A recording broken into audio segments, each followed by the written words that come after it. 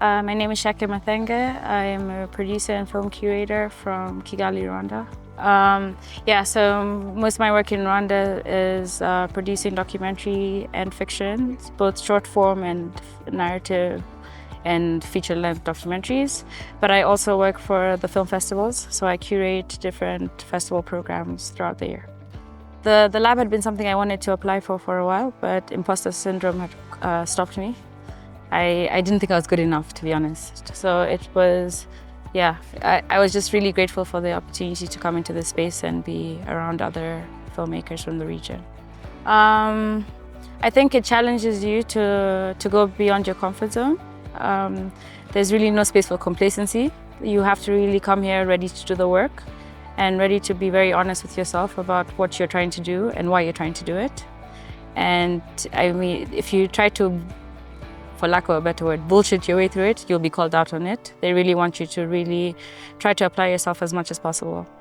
For a long time, Africans have been sort of stuck in this monolith of stories where it's always about sadness, so it's about struggle. And one of the things that really came across in this particular lab is that everyone's trying to tell happy stories. As much as there's still very difficult elements to the stories they're exploring, there's elements of joy, there's elements of hope, and that's really refreshing. And it's also very inspiring to know that we're moving past this sad narrative that has really been our main focus for the last few years. I think my goal was very personal. I had really lost, I guess, the drive to do this. It's a very hard industry, and when you get a lot of no's, you sometimes think about giving up. And so being in this space, the challenge of finding the drive to keep going was something that it really was forcing me to do.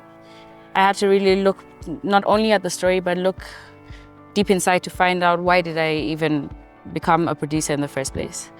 And I'm just very grateful that not only from the mentors, but also the participants, they really created a safe space to be honest, to be vulnerable.